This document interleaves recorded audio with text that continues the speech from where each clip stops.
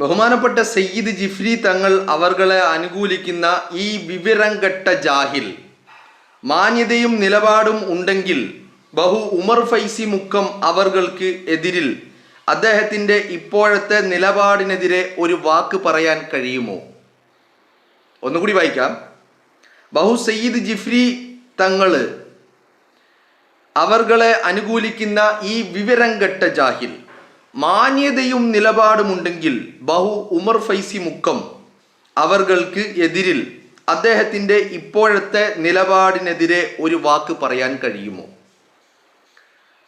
പിന്നല്ലാതെ അദ്ദേഹത്തിൻ്റെ നിലപാടിനെതിരെ വാക്ക് പറയണമെങ്കിൽ അദ്ദേഹത്തിൻ്റെ നിലപാട് തെറ്റായിരിക്കണം. ആരുടേത്?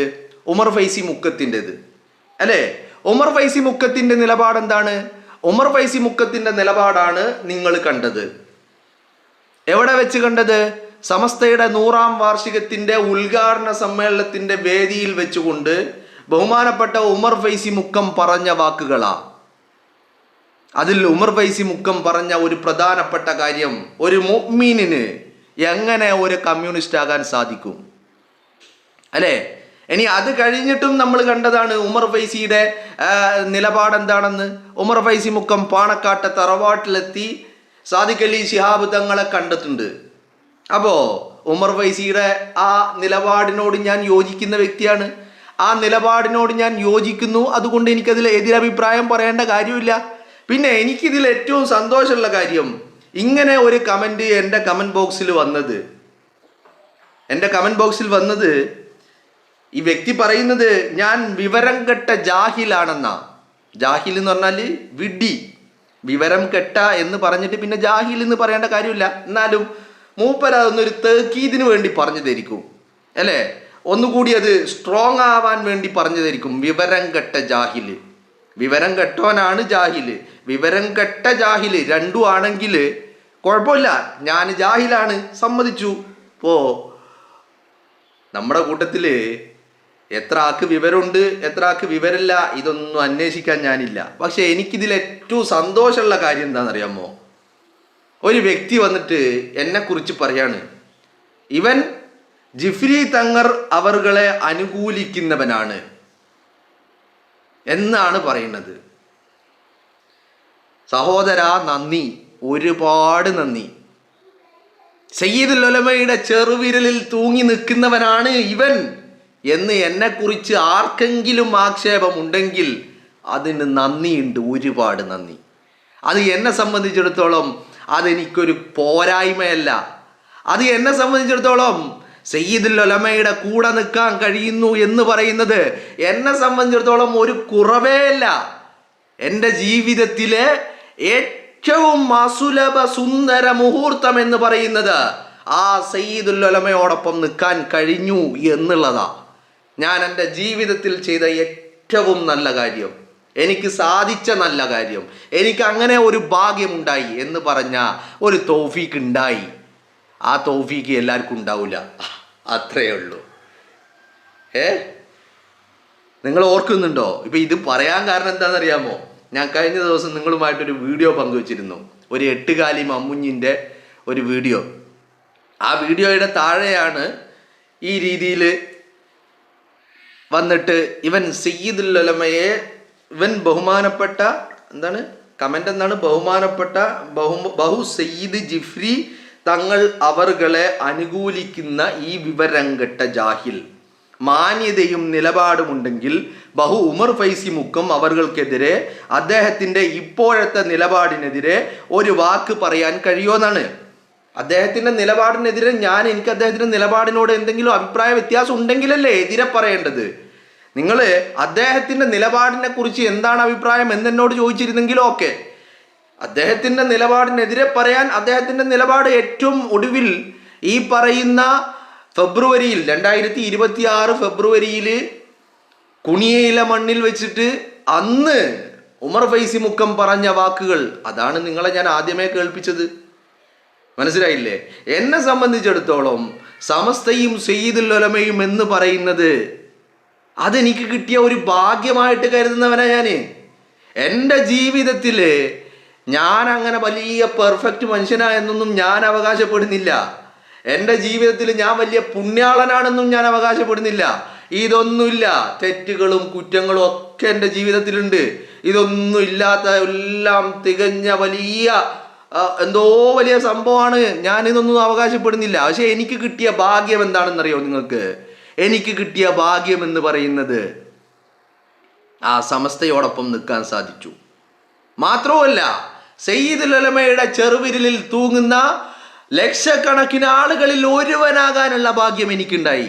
അതെൻ്റെ റബ്ബ് തന്ന തൗഫീഖാണ് എന്ന് വിശ്വസിക്കുന്നവനാ ഞാൻ. പിന്നെ ഇതൊക്കെ പറയുമ്പോൾ എൻ്റെ ഉള്ളിലുള്ള ഒരു ആത്മസംതൃപ്തി എന്താണെന്നറിയോ നിങ്ങൾക്ക്? അറിയോ?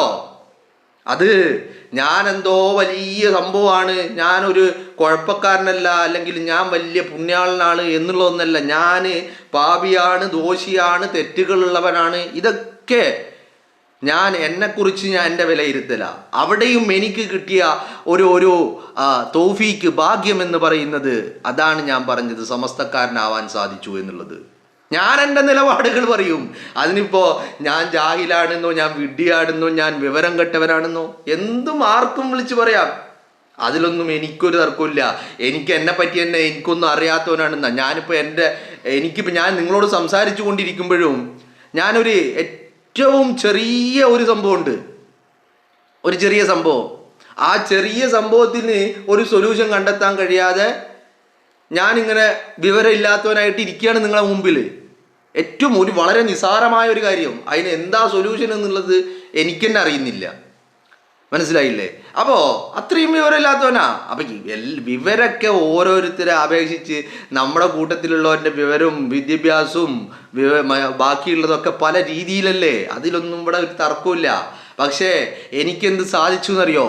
ബഹുമാനപ്പെട്ട ശൈഖുനാ ശംസുൽ ഉലമ വർഷങ്ങൾക്ക് മുമ്പ്, അല്ല പതിറ്റാണ്ടുകൾക്ക് മുമ്പ് ബാപ്പു ഹാജിയോട് പറഞ്ഞ ഒരു വസിയത്തുണ്ട്. ബാപ്പു ഹാജിക്ക് നൽകിയ ഒരു വസിയത്ത്, എൻ്റെ ശൈഖുനായുടെ വസിയത്തിനൊപ്പം നിൽക്കാൻ പടച്ച തമ്പുരാൻ എനിക്ക് തൗഫീക്ക് നൽകി എന്നുള്ള ഒരു ചാരിതാർത്ഥ്യം, ഒരു അഭിമാനം. എൻ്റെ സമസ്ത, എൻ്റെ സയ്യിദുൽ ഉലമ, അതെൻ്റെ ചാരിതാർത്ഥ്യമാണ്, അതെൻ്റെ അഭിമാനമാണ്. ഏതവൻ്റെ മുന്നിലും വിളിച്ചു പറയും. ഒരു മടിയുമില്ല, ഒരു ഭയവുമില്ല. പറയേണ്ടത് പറയുക തന്നെ ചെയ്യും. സമസ്തയും സമസ്തയുടെ പണ്ഡിതന്മാരും എട്ടുകാലിമം മുഞ്ഞാവാൻ ഉണ്ടാവില്ല, ഉണ്ടായിട്ടില്ല, ഇന്ന് വരെ അത് നടത്തിയിട്ടുമില്ല. സമസ്തക്ക് സമസ്തയുടെ ലൈനുണ്ട്. ആ ലൈനിലൂടെ മാത്രമേ സഞ്ചരിക്കുകയുള്ളൂ. കാരണം അതിനെ നയിക്കുന്നത് അത്രയും അള്ളാഹുവിൻ്റെ ഔലിയാക്കളാ. അത്രയേ ഉള്ളൂ. അല്ലാതെ ഞങ്ങൾ ആർക്കാ വോട്ട് ചെയ്തതെന്ന് പറയൂല. ഇപ്പം അത് പറയേണ്ട സമയമല്ല. ഇത് തെരഞ്ഞെടുപ്പിന് മുമ്പ് ചോദിക്കുകയാണെങ്കിൽ പറയായിരുന്നു. അന്ന് ചോദിച്ചപ്പോൾ ഇവർക്കത് പറയാൻ സമയമായിട്ടില്ല. അത് ഇപ്പോൾ പറയാനായിട്ടില്ല, ഞങ്ങൾ ആലോചിച്ചിട്ട് പറയാം എന്നൊക്കെയായിരുന്നു അന്ന്. എന്നാൽ തെരഞ്ഞെടുപ്പ് കഴിഞ്ഞപ്പോൾ ഇനി അത് പറയേണ്ട കാര്യമില്ല, ഞങ്ങൾ ആർക്കാ ചെയ്തതെന്ന് പറയില്ല. ഞങ്ങളിനി അത് പറയണമെങ്കിൽ എന്താവണം? തെരഞ്ഞെടുപ്പിൻ്റെ റിസൾട്ട് വരണം എന്ന് പറഞ്ഞാൽ ആരാ ജയിക്കുക? ഓൻ്റെ കൂടെ നിൽക്കൂ, ജയിക്കുന്നവനോടെ കൂടെ നിൽക്കൂ. ഇതൊക്കെ കാലങ്ങളായിട്ട് കൊണ്ടു നടക്കുന്ന ഏർപ്പാടല്ലേ. അരിവാൾ ചുറ്റിയൊക്കെ കുത്തിയിട്ട് ലീഗുകാരൻ ജയിക്കുമ്പോൾ ലീഗുകാരൻ്റെ മൂട്ട് തൂങ്ങാൻ നടക്കും, കോൺഗ്രസ്സുകാരൻ ജയിക്കുമ്പോൾ കോൺഗ്രസ്സുകാരൻ്റെ മൂട്ട് തൂങ്ങും. ആരാണോ ജയിക്കുന്നത് ഓൻ്റെ കൂടെ നിൽക്കും. എന്നാ കുത്തൽ അത്രയും അരിവാൾ ചുറ്റികൾക്ക്. എന്നിട്ട് ഒരു എളുപ്പമില്ലാണ്ട് പറയാണ്, നിലപാടുണ്ടെങ്കിൽ നിലപാട് പറയണം, അല്ലെങ്കിൽ ഞങ്ങൾക്ക് രാഷ്ട്രീയ പാർട്ടിയല്ല, ഞങ്ങൾക്ക് അതിൽ നിലപാടില്ല, ഞങ്ങളുടെ പ്രവർത്തകർക്ക് അവർക്ക് തോന്നും പോലെ ചെയ്യാം, അതൊന്നും ഇവിടെ ഒരു വിഷയമല്ല എന്ന് തുറന്നു പറയാനുള്ള നട്ടല്ലുണ്ടാവണം. അതല്ലാതെ അവിടെ ഇവിടെയും തൊടാണ്ട് ഈ രണ്ട് തോണിയിലും കാല് വെക്കണ ഏർപ്പാടുണ്ടല്ലോ, അത് ഇനി പറഞ്ഞിട്ടുണ്ടെങ്കിൽ ഇനിയും പറയും. കഴിഞ്ഞ 2024 ലോക്സഭാ തെരഞ്ഞെടുപ്പ് കഴിഞ്ഞപ്പോൾ ബഹുമാനപ്പെട്ട കാന്തപുരം AP അബൂബക്കർ മുസ്ലിയാർ അദ്ദേഹം റിപ്പോർട്ടർ TV ഒരു അഭിമുഖത്തിലിരുന്ന് പറഞ്ഞതാ, ഞങ്ങളുടെ വോട്ട് കൊണ്ടാണ് ഇവിടെ വിജയിച്ച് കയറിയതെന്ന്. 2024 തെരഞ്ഞെടുപ്പിൽ 19 സീറ്റ് UDF-നായിരുന്നു. ആ UDF സ്ഥാനാർത്ഥികൾ പിന്നെ 1 BJP-ക്കും 1 CPM-നും.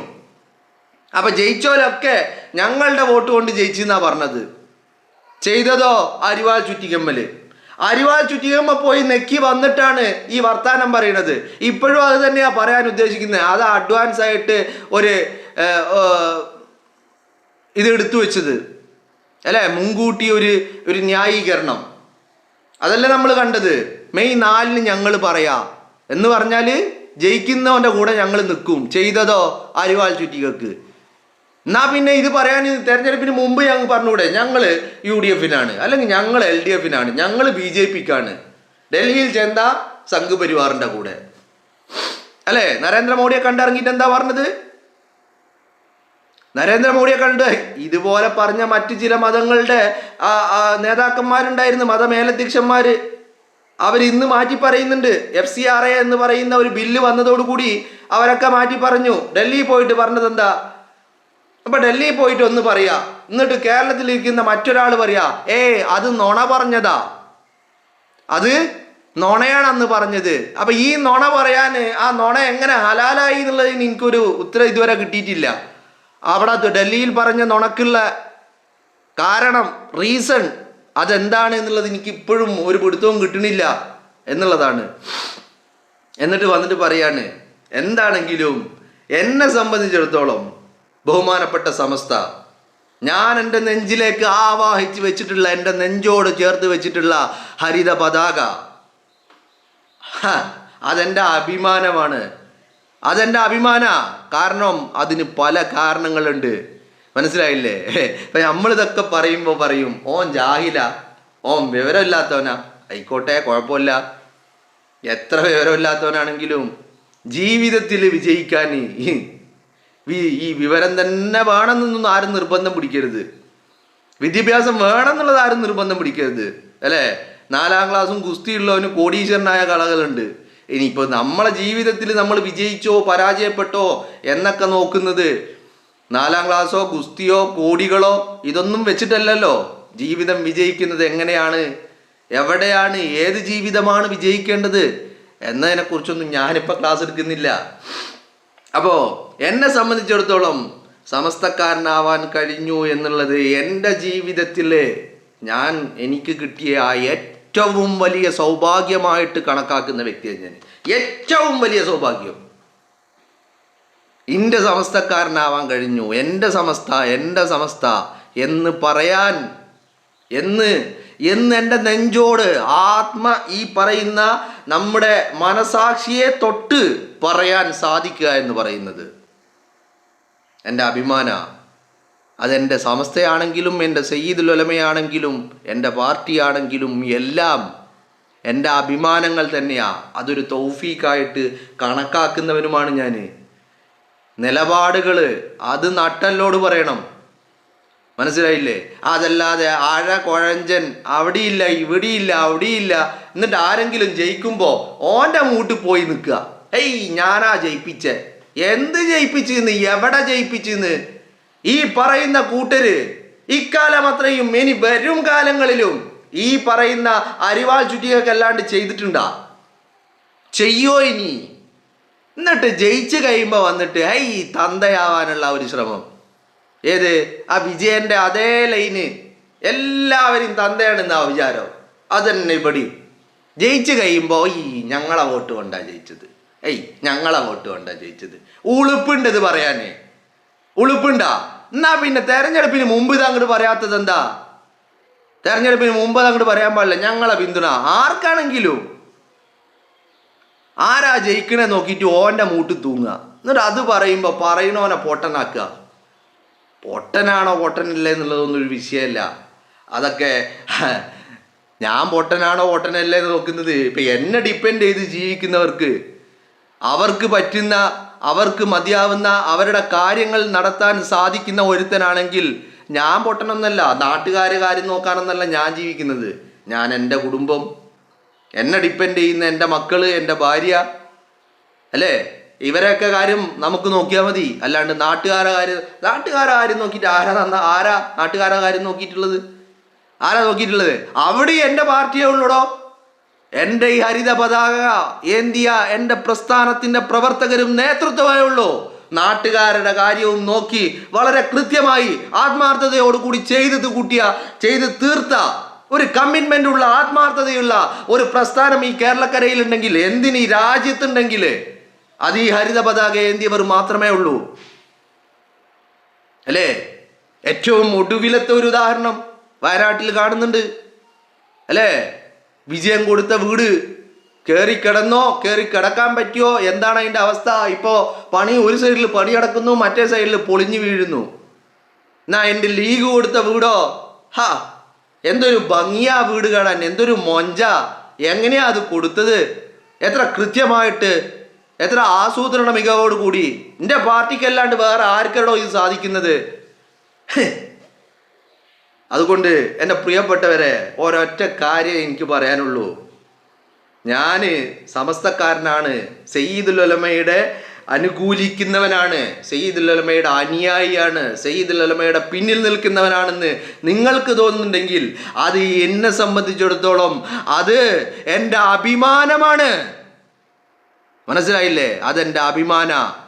ആ അഭിമാനത്തിൽ എനിക്കുള്ള നിർവൃതി എന്താണെന്നറിയോ? എനിക്കുള്ള സാറ്റിസ്ഫാക്ഷൻ ബഹുമാനപ്പെട്ട ശൈഖുന ശംസുൽ ഉലമ ബാപ്പു ഹാജിയോട് നൽകിയ വസിയത്ത്, ആ വസിയത്തിനൊപ്പം നിൽക്കാൻ പടച്ച തമ്പുരാൻ എനിക്ക് തൗഫീക്ക് നൽകി എന്നുള്ളതാണോ എൻ്റെ അഭിമാനം.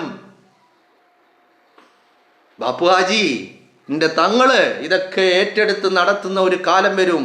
അന്ന് നിന്റെ തങ്ങളെ ഒറ്റപ്പെടുത്തരുത്, നിന്റെ തങ്ങളോടൊപ്പം നിൽക്കണമെന്ന് അന്ന് ബാപ്പു ഹാജിയോടാണ് എന്ന് ശൈഖുന ശംസുൽ ഉലമ പറഞ്ഞതെങ്കിലും അത് ഈ ഉമ്മത്തിനോടുള്ള വസിയത്തായിരുന്നു, അല്ലേ? ഈ ഉമ്മത്തിനോടുള്ള വസിയത്ത് ആ സയ്യിദുൽ ഉലമക്കൊപ്പം നിൽക്കാൻ സാധിച്ചു എന്നുള്ളത് തന്നെയാ. ആ ശംസുൽ ഉലമ ബഹുമാനിച്ച, ആ ശംസുൽ ഉലമ ആദരിച്ച, ശൈഖുന ആദരിക്കുകയും ബഹുമാനിക്കുകയും ചെയ്ത പാണക്കാട്ടെ കുടുംബത്തോടൊപ്പം നിൽക്കാൻ, ആ പാണക്കാട്ടെ പട്ടാളത്തിൽ ഒരുവനാവാൻ ഏറ്റവും പിന്നിലുള്ളവനാ ഞാൻ.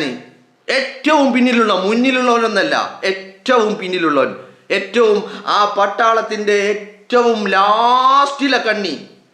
ഞാൻ ഇന്നെ കാണുന്നത് അങ്ങനെയാ, ആ പാണക്കാട്ട പട്ടാളത്തിൻ്റെ ഏറ്റവും ലാസ്റ്റിലെ കണ്ണി. മനസ്സിലായില്ലേ? എന്നാലും ലാസ്റ്റിലെ കണ്ണിയായിട്ടാണെങ്കിൽ അങ്ങനെ ആ പട്ടാളത്തിൽ പാണക്കാട്ട കുടുംബത്തോടൊപ്പം നിൽക്കാൻ സാധിച്ചവനാ. അതൊരു തൗഫീക്കാ. അത് അള്ളാഹുവിൻ്റെ ഔലിയാക്കൾ കൂടെ നിൽക്കുകയും ബഹുമാനിക്കുകയും ആദരിക്കുകയും ചെയ്ത കുടുംബമാ. ആ കുടുംബത്തോടൊപ്പം നിൽക്കാൻ അള്ളാഹ് തന്ന തൗഫീക്കാണോ അത്? അതൊരു കുറവല്ല, അത് അഭിമാനമാ, ആത്മാഭിമാനമാണത്. മനസ്സിലായില്ലേ? ഞാൻ എൻ്റെ ജീവിതത്തിൽ എന്തൊക്കെ ചെയ്യുമ്പോഴും മനസ്സിലേക്ക് വരുന്ന ഒരു കാര്യമുണ്ട്. ഇൻതമാമൻ അഹ്ബബ്ത, അള്ളാഹുവിൻ്റെ റസൂലിൻ്റെ വാക്ക. നീ ആരെയാണോ സ്നേഹിച്ചത് അവരോടൊപ്പം. അപ്പോൾ ഞാൻ ആ ലിസ്റ്റ് ഇങ്ങനെ ഇടയ്ക്കിടയ്ക്ക് എടുത്ത് പരിശോധിച്ച് നോക്കും. ആരോടാണ് ഇഷ്ടം, ആരെയാണ് സ്നേഹിക്കുന്നത്. ആ ലിസ്റ്റിലുള്ള ചില പേരുകൾ ഒന്ന് പാണക്കാട്ട കുടുംബമാ, ഒന്ന് സയ്യിദുൽ ഉലമയാ, ബഹുമാനപ്പെട്ട സമസ്തയുടെ അള്ളാഹുവിൻ്റെ ഔലിയാക്കളാ. സയ്യിദുൽ ഉലമയാ ശൈഖുന ശംസുൽ ഉലമയാ റയീസുൽ മുഹഖിഖീൻ, വാഴക്കാട്ടിൻ്റെ മണ്ണിൽ കിടക്കുന്ന റയീസുൽ മുഹഖിഖീൻ കണ്ണിയത്ത് ഉസ്താദാ. ആ ലിസ്റ്റിലുള്ള ചില ആളുകൾ അവരോടൊപ്പമാണെന്ന് അള്ളാഹുവിൻ്റെ റസൂല് പറഞ്ഞത് വെറുതെ പറയോ? അവരോടൊപ്പാ. അത് അള്ളാഹുവിൻ്റെ റസൂല് പറഞ്ഞ ഉറപ്പാ. ആ ഉറപ്പ് എനിക്കുണ്ടോ? അതെൻ്റെ അഭിമാന. അതിനേക്കാളൊക്കെ ഉപരി അള്ളാഹ് നൽകിയ സൗഭാഗ്യമാണ്, തൗഫീഖാണെന്ന് വിശ്വസിക്കുന്നവനാ. ഇന്നും ആഗ്രഹിക്കുകയും കൈയുറത്തുമ്പോൾ പടച്ച തമ്പുരാനോട് പറയുന്നൊരു കാര്യമുണ്ട്. ആ തൗഫീഖ് പടച്ചോനെ നീ മുറിച്ചു കളയരുതെന്ന്. അങ്ങനെയും കേട്ടിട്ടുണ്ട്. അള്ളാഹ് തൗഫീഖ് നൽകിയിട്ട് പകുതി വഴിക്ക് അത് മുറിച്ചു കളഞ്ഞ ചില ആൾക്കാരുണ്ട് കൂട്ടത്തിൽ, അല്ലേ? ആ തൗഫീഖ് അവസാന ശ്വാസം വരെ ആ തൗഫീഖ് കൂടെ ഉണ്ടാകണമെന്ന് ആഗ്രഹിക്കുന്നവനാ. ഇതിലും വലിയ അഭിമാനവും ഇതിലും വലിയ സൗഭാഗ്യമൊന്നും ജീവിതത്തിൽ ഇനി വേറെ കിട്ടാനില്ലടോ. അങ്ങനെ തന്നെ വിശ്വസിക്കുന്നവനാ. മനസ്സിലായില്ലേ? അപ്പൊ നിലപാടുകൾ പറയാൻ കഴിയാത്തവന്റെ കൂടെയല്ല, നിലപാടുകൾ ആർജവത്തോടു കൂടി പറയുന്ന നട്ടലുള്ള ഒരു നേതൃത്വത്തിന് കീഴിലാണ് നിൽക്കുന്നത്. അതിൽ അവസാനത്തെ കണ്ണിയാണ് എന്നുള്ള തൗഫീഖും സൗഭാഗ്യവും ലഭിച്ചവനാണെന്ന് ഉറച്ചു വിശ്വസിക്കുന്നവനാ ഞാൻ.